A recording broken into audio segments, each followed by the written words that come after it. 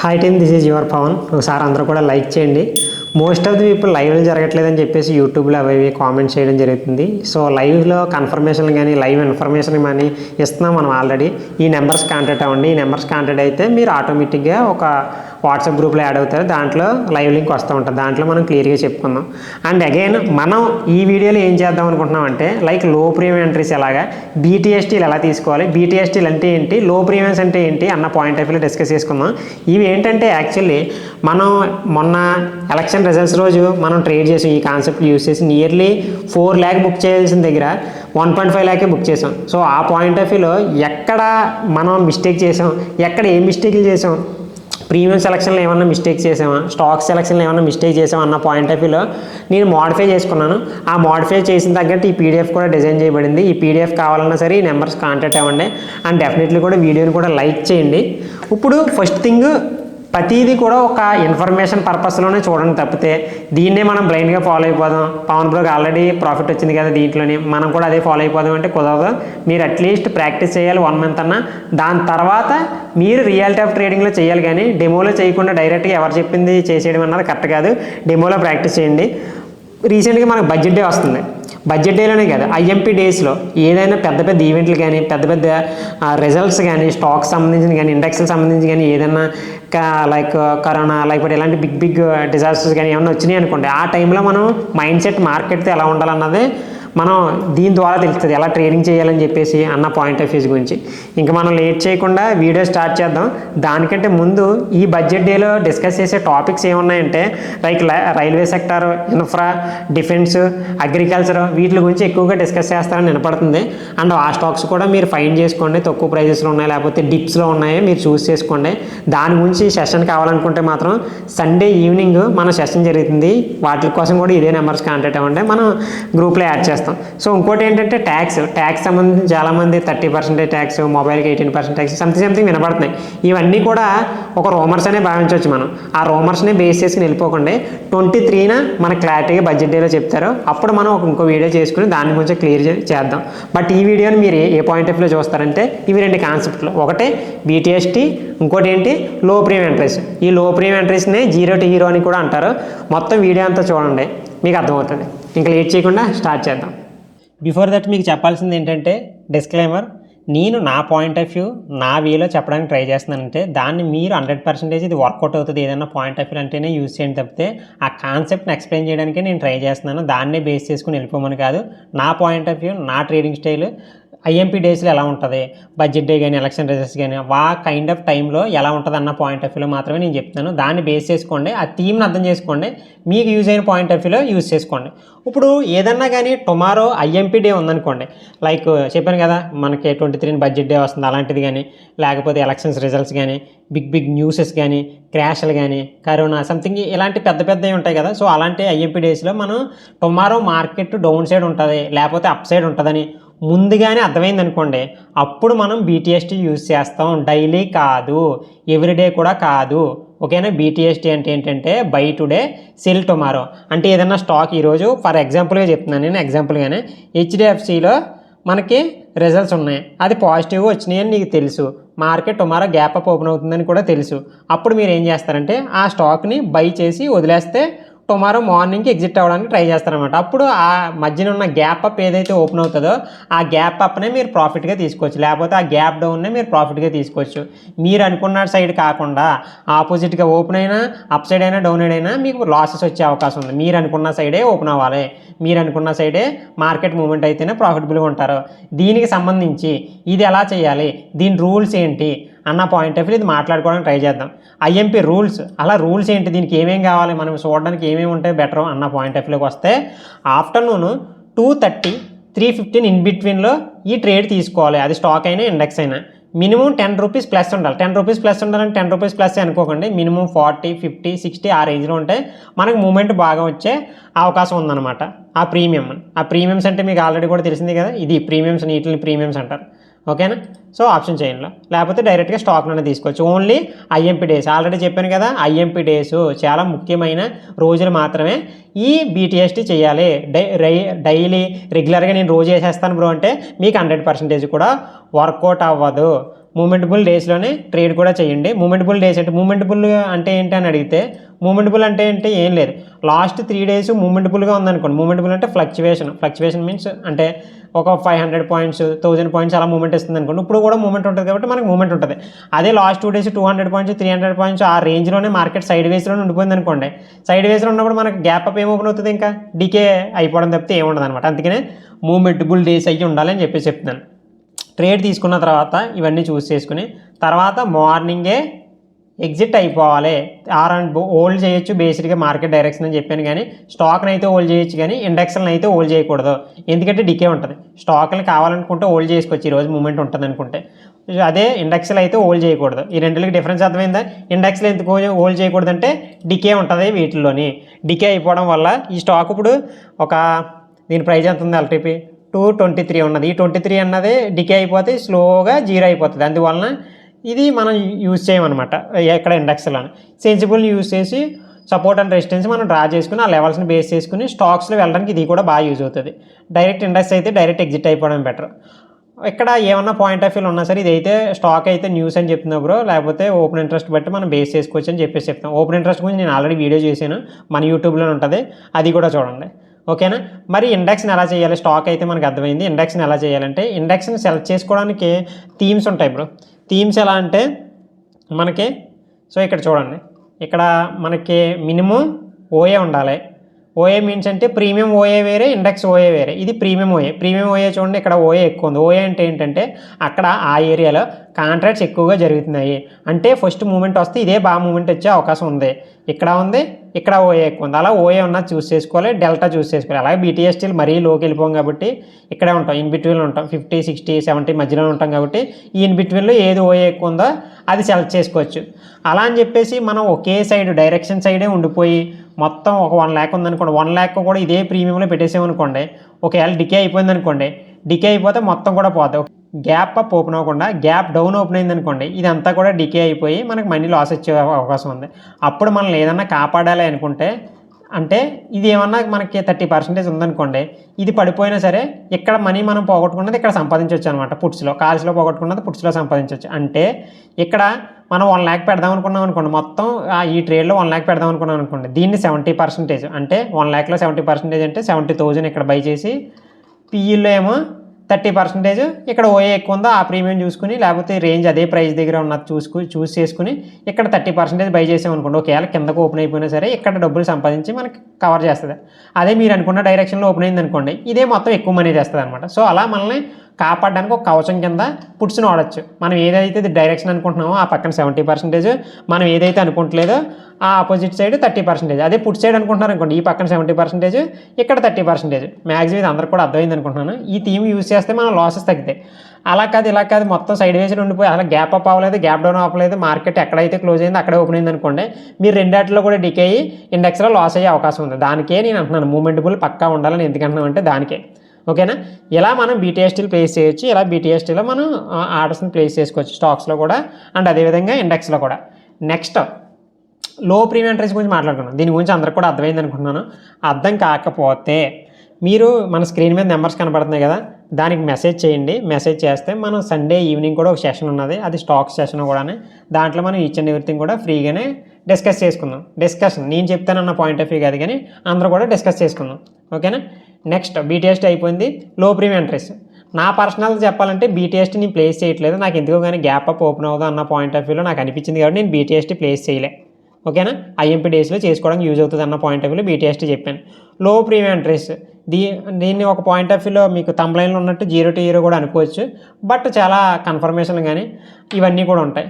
ఒకరోజు హోల్డ్ చేసేసి అట్లా కాకుండా మనకి దీంట్లో కన్ఫర్మేషన్లు ఎక్కువగా ఉండడం వలన మనం దీన్ని లో ప్రీమియం ఇంట్రెస్ట్ అని నేను నేమ్ పెట్టుకున్నాను. మీరు 0 to 0 అనుకుంటారు, 0 to 0 అనుకుంటారు, అది మీ ఇష్టం. నా పాయింట్ ఆఫ్ వ్యూలో నేను నేమ్ పెట్టుకున్నది అది.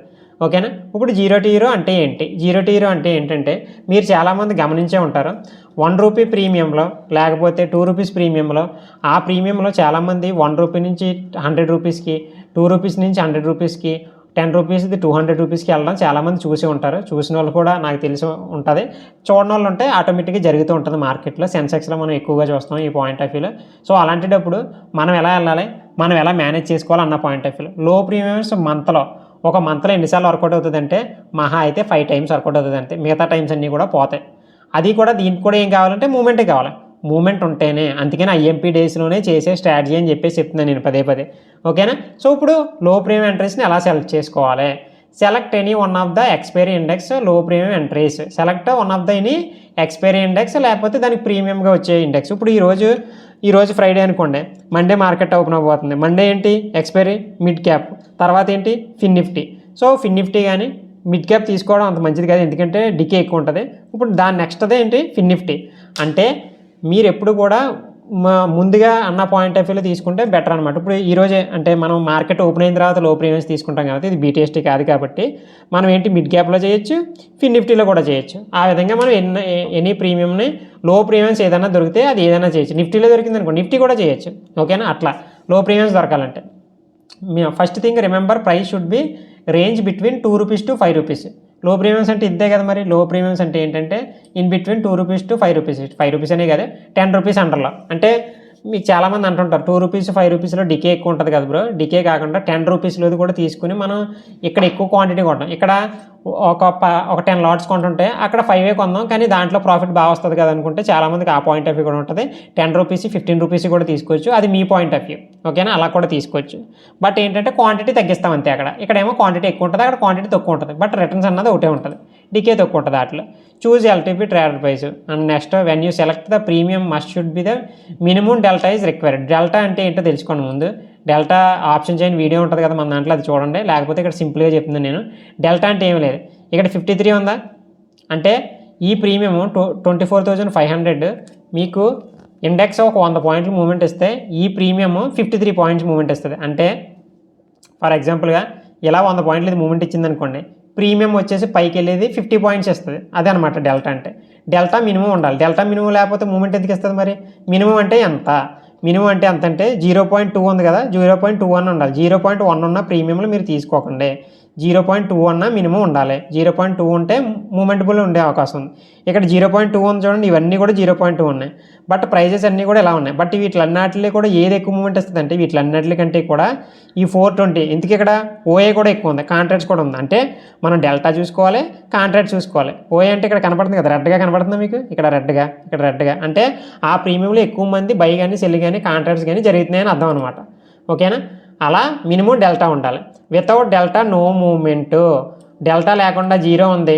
ఇప్పుడు ఈ డెల్టా ఇక్కడ ప్రీమియం తీసుకున్నారు ఫోన్ 4 రూపీస్ 20 పైసాది 26,000 ప్రీమియం తీసుకున్నారు మీరు. ఈ ప్రీమియం తీసుకుంటే డెల్టా వెంటనే అనుకోకుండా ఇది 0 అయిపోయింది. అది ఇంకా 4 రూపీస్ దగ్గర ఉంది. మనం అప్పుడు హోల్డ్ చేస్తామంటే హోల్డ్ చేయకూడదు. డెల్టా 0 అయిపోయింది అనుకోండి, మనం ఎగ్జిట్ అయిపోవాలి. డెల్టా లేదంటే మార్కెట్లో మూమెంట్ లేనట్టే అనమాట. డెల్టా మాత్రం చాలా ఎంపీ లో ప్రీమియం ఎంట్రీస్కి.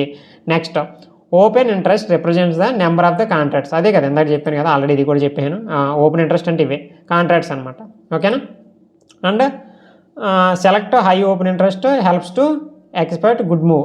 ఇదే కదా చెప్పాను. ఎక్కువ ఉన్నదే సెలెక్ట్ చేసుకుంటే, ఈ రేంజ్లో ఏదైతే ఎక్కువ ఉందో అది సెలెక్ట్ చేసుకుంటే మంచి మూవ్ ఉంటుంది అనమాట. Take P and C entries. ఇప్పుడు మార్కెట్లో ఏ మూమెంట్ వస్తుందో మనకు తెలియదు కదా. ఇప్పుడు పక్కా చెప్పేస్తాం ఏంటి, ఇది పక్కా పైకి వెళ్ళిపోతుంది, పక్కా డౌన్ సైడ్ వస్తుంది అని తెలియదు కదా. ఇప్పుడు మార్కెట్లో మనం ఈ ఏరియాలో సిఈ తీసుకున్నాం, పిఈ తీసుకున్నాం. ఇప్పుడు మార్కెట్ ఒకేసారి రైజ్ అయింది అనుకోండి, సిఈ బై ఎక్కువ ప్రాఫిట్ వస్తుంది, పిఈ మొత్తానికి పడిపోదు. అది 2 రూపీస్ ఉన్నది 1 రూపీకి పడుతుంది అంతే. ఇది మాత్రం 1 రూపీస్ ఉన్నది 10 రూపీస్ 15 రూపీస్ 20 రూపీస్ కూడా వెళ్తూ ఉంటుంది అనమాట. సో అప్పుడు ఇది బుక్ చేసుకోవాలి. ఒకవేళ మార్కెట్ అదే టైంలో కిందకి పడింది అనుకోండి, అప్పుడు పిఈ లెగిస్తుంది.